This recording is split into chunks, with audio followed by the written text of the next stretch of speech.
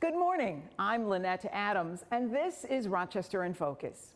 Coming up on the show today, we sit down with Retha Rogers and Chris Sumner to talk about the Celebration of Remembrance this Saturday.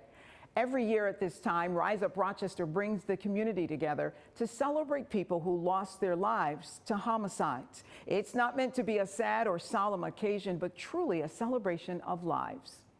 Last week, we got a chance to stop by the Isaiah Stewart Learning Center. Boy, you can't imagine how this after-school program is changing lives, like Stewart himself. 80 students attend the after-school program, and another 80 are waiting to get in. Just so happens Stewart called while I was there, and I had the opportunity to speak with him. He's killing it on the hardwood for the Detroit Pistons, and wait until you hear how he's giving back and what else is in the special sauce that makes this program so phenomenal.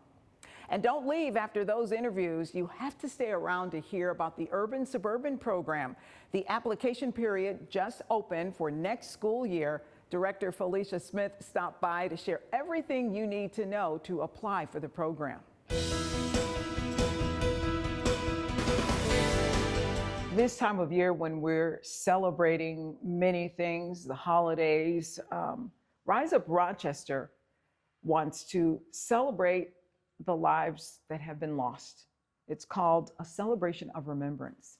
And joining me this morning to tell us all about it is Retha Rogers, who is the administrative assistant as well as the co-facilitator of the support group that Rise Up Rochester runs, as well as Chris Sumner, who is a violence outreach specialist, as well as he's a mentor to the young men and the Boys to Men program. Thank you both for joining me today to talk about the Celebration of Remembrance. What exactly is that? The Celebration of Remembrance is where we get together.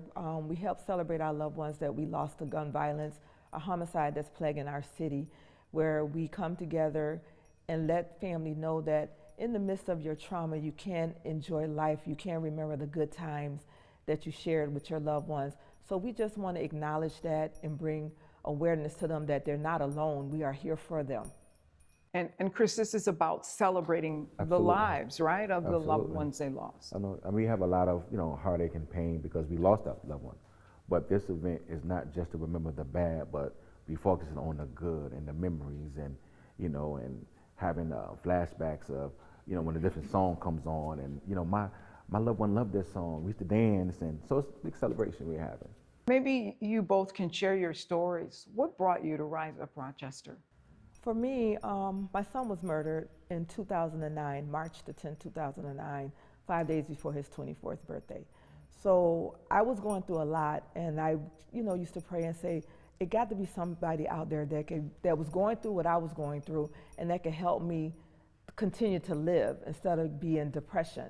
So it took me about 5 years, and when I found out about Rise Up Rochester, I went to a couple of their support groups, and there was this one woman there. I saw her go hard for her son, and it made me want to continue to come on. So I volunteered for Rise Up, and then I ended up starting going to the support group.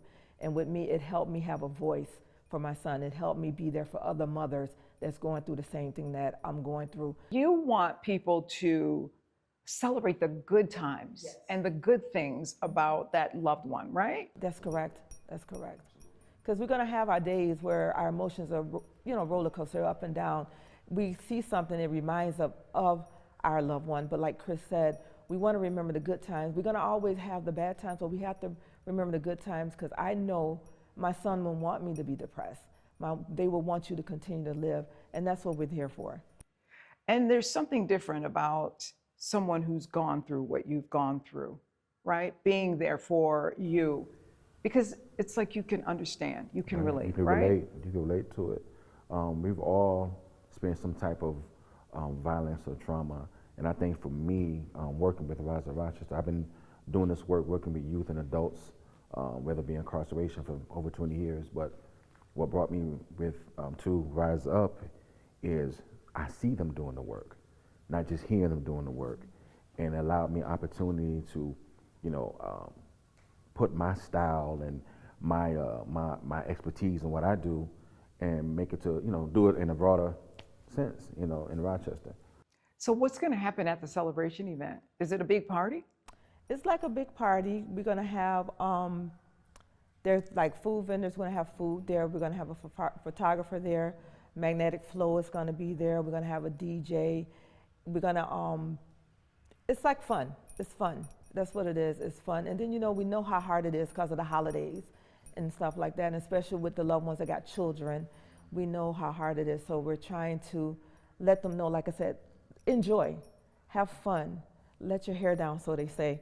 And that's what we're there for. And like I said, I really love Rise Up Rochester. Rise Up Rochester has helped me tremendously, and I will speak highly of them. And I thank God, for Wanda. She started it, at grassroots, and she helped me continue to move, because if it wasn't for her, I wouldn't be a co-facilitator of the Moving Forward Support Group. And we named that because we want people to move forward. And I love it. And the women that come through there, they love it. We're like a family. We connect and we are there for each other. So it is December the 12th. It is a celebration of remembrance. We'll be right back.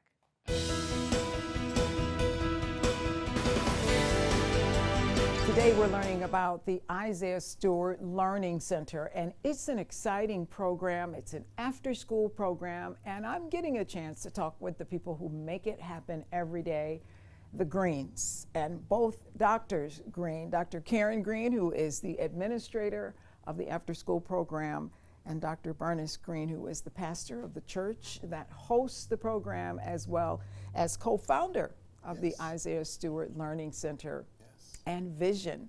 That's your after-school program. Yes. Thank you for letting us come in. Thank you. Thank you for coming. My pleasure. 2 years you've been doing this. How's it going? It's going very, very well. Students are excited about coming every day. Our attendance is doing very, very well with students. Students are learning. We're starting to see improvement in their grades in school. Their teachers love it. And so they're going back to school every day with their homework completed. And we're really starting to see the impact of the program academically.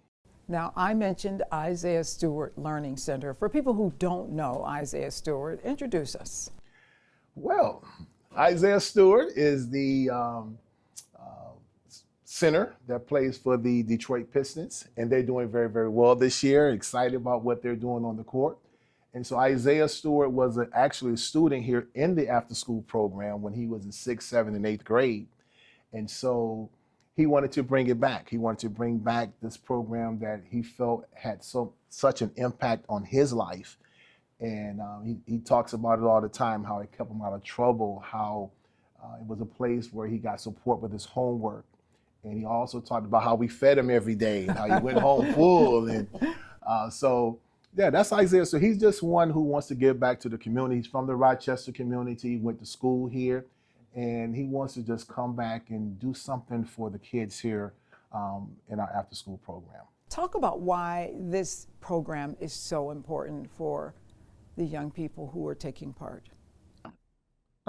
It's very important to them as their academics, to get them on grade level, help them feel good about themselves, as well as to have a family setting. They come in every day, they are excited. They, even if they miss school, they make sure they make it to the program. They don't want to miss the program. Here we help them with their homework, and they get a hot meal, a full course meal every day. Is it a structured program? Give us a sense of what an afternoon is like for kids coming from school, coming here. Well, one of the things we do, we look at the data. We try to get the data from their schools and try to find out where they are academically. And so a typical day would be they'll come in, the first thing we do, they get all of their homework completed. We have volunteers, we have certified teachers that are here, paraprofessionals, teacher assistants. They're all here to support every child with their homework, so that's done. And then we have an individualized instructional plan for them, where we look at their data, we try to find out where they are academically, and we build a program, instructional program around that to take them from where they are and build them up academically, whether it's with writing, reading, math, and we just try to build them up from where they are. It's not just reading, writing, and arithmetic, right? No. I want them to feel that that their voice, it matters. So if they are having issues at home, I have that ear. I listen to them and just let them know that, it matters. It matters to us here how they are feeling, even when they leave us. So that's why it's so important to us to make sure they have that hot meal. Because as I share with my husband, we go home, we can choose to eat whenever we want to eat. And some of our children are not as fortunate to have that opportunity. So when I leave here in the evening, I'm comfortable because no matter what they're going home to, I know they had a full course meal that evening so they can rest. Their homework is done. They have had interaction with their friends as well as with us here. We do activities with them. We do fun things with them, trying to instill that family setting along with their academics. Thank you so much for letting us come in to explore your program. I know that there's going to be room for more young people, so we're going to wait for that announcement. So you're hearing it here first. If you're interested in the program, stay tuned. There's going to be more room for more students, and we'll be right back.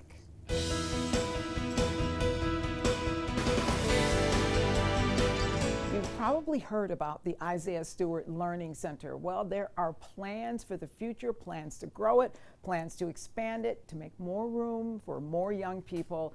And we're talking with the phenomenal couple who runs the program every day. Thank you so much for being here today to talk to us about this phenomenal program. It's such a sacrifice for you two to do this. Why do you do it? You could be doing so many other things in the afternoon, so many things for the church or elsewhere. You're also a principal. You're a busy person. You're a busy person. Why do you do it? Well, for me, it's people like Isaiah. When I have conversations with him, he talked about how impactful this program was for him and how it made a difference in his life. That gives me the energy to be here every day, to support these students. And so that's why I do it. And then I want to see our students do well academically. We always hear about how our students are not doing well academically. They're, not where they're supposed to be. But I feel like programs like this, after school programs, we can really make a difference in their academic performance. And so along with the social emotional pieces that we try to do, I just also want to see their academics performance increase as well. I know that Isaiah plays a really important role here in so many ways, helping to facilitate, helping to pay for things. Talk a little bit about his role. A big role that Isaiah played is the support of parents, transportation. One of the things that we do here at the Learning Center is that we go to the schools. We go to students' individual schools. We pick them up. We bring them here to the center. And at the end of the day, when it's time to go home, we take all of the children right back home, right to the parents, right to their doorstep. So by Isaiah providing transportation, vans and things like that to support us to get the kids from school and back home has been a pivotal part of this program. That has got to have an effect on the children, even if they're not talking about him every day. Still, the fact that this is his learning center and he's a part of this, that's got to play a role. Yes. And he's very invested in the Learning Center. It's not just a name, but often he would zoom in. Even though he's in Detroit, he's all over the country playing, especially this time of the year when the season is very active. But he always finds time to zoom in and talk to the children and to motivate them and to encourage them, to stay focused. He said he'll tell them, "You listen to Dr. Green, you tell him, and you do what he tell you to do," and they laugh and all that kind of stuff. But he might not be here physically every day, but he's here. The kids know he's here. And I was telling you before, one of the things that he did last year is but all the children, all the students and volunteers and teachers to see him play last year. And that was a highlight of our program. What's your goal? What is your overriding goal, your overall goal? I know you want kids to do well in school, but overall, what do you hope these young people leave with? I often say that I want our students to develop a sense of community and to always leave something better than what they found. And if they can do that, if we can put that within them to see what we're trying to do for them, and at some point they'll come back and do the same thing for somebody else, that for me is worth it. Now, you said that this is only the beginning. You've got plans. Can you share any of those plans for the future? Ooh, well, you talked about we have 80 kids on our waiting list right now that really wants to come in. Our parents are, that's another piece. Our parents are very engaged with what we do. They're very supportive. And so we have plans. We want to expand the Learning Center a little more. So we're going to be doing some construction and things like that, building some more facilities so that we can accommodate the number of students who want to be a part of this program. Thank you so much for letting us come by to check it out. And it's phenomenal what you're doing. And the way you're giving back to the community through Isaiah Stewart. All of it is just great. Thank you. And we'll be right back.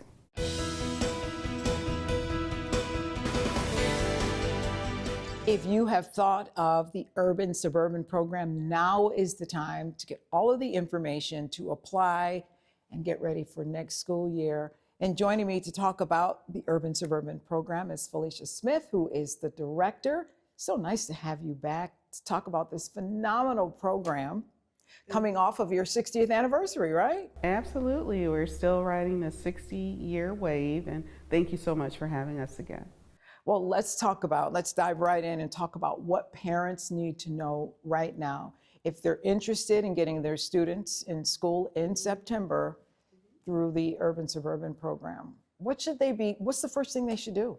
The first thing they could do is go to our website at monroe.edu/US, download the application, attach your student's most recent report card, and get that right into us. The application window is open now through February 13th. So they want to get that application in. And I know that those deadlines are really important, right? They certainly are. And then there are other opportunities to engage with our team. We do have an information night for December 9th at Loretta Johnson Middle School on Genesee from 5 to 7. And you can always visit our website. You can give us a call, but we're here for questions. One of the things about this program is it's really about the entire family, right? It's not just that student. Talk about the responsibilities of the entire family, quite frankly, who were engaged in Urban Suburban. Absolutely. It doesn't work without involved, committed parents, a committed student, and Urban Suburban is really an additional layer of support to the awesome supports that families receive in the districts. But it is a big commitment. The students do get up earlier, their commute is longer, and very often for certain districts, their transportation is a combination of RTS, a public bus, and a yellow bus throughout their career in the district. Who's the Urban Suburban program for? It is for anyone who is interested in opportunities and who's willing to commit. And you will need to sacrifice. It is a longer drive, and it's not just the student going to the district, it is the family going to the district and being there at plays, contributing, participating in parent groups, giving their feedback, truly enriching the district. So if you're an involved parent and you have an eager student, interested student, I think this might be a good fit for you. Are there requirements for the students in terms of their GPA, attendance in class, grade level? What are some of the things that the student would need to know ahead of time? Gosh, that's a great question. So I would encourage the student to be open-minded, to definitely be themselves, but to come ready to learn and explore and be open-minded and try new things that they haven't tried before.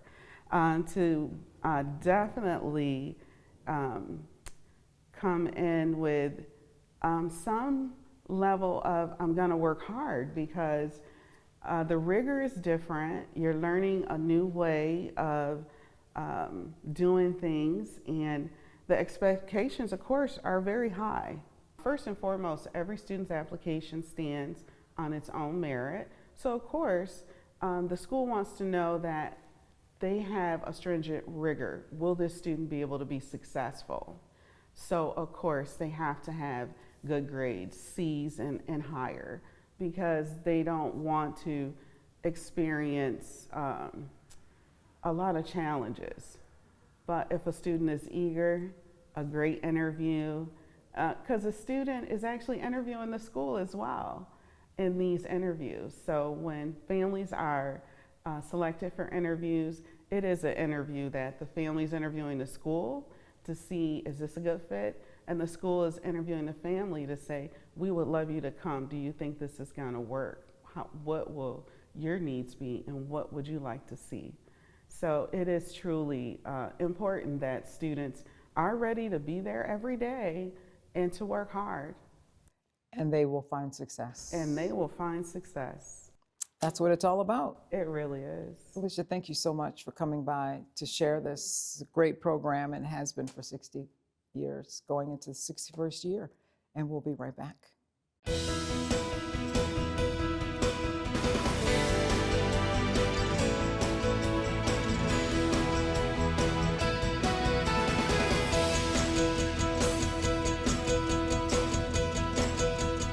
Thank you to all of our guests this morning. If you would like contact information, just go to WHEC.com, click on the Rochester in Focus tab, and go to this week's show. And if you would like to join us as a guest, here's how you can reach the show. Well, that's all the time we have. If you're wondering what your neighbors and friends are doing to make Rochester a great place to live, join us each Sunday morning for Rochester in Focus right here on News 10 NBC. Have a great week.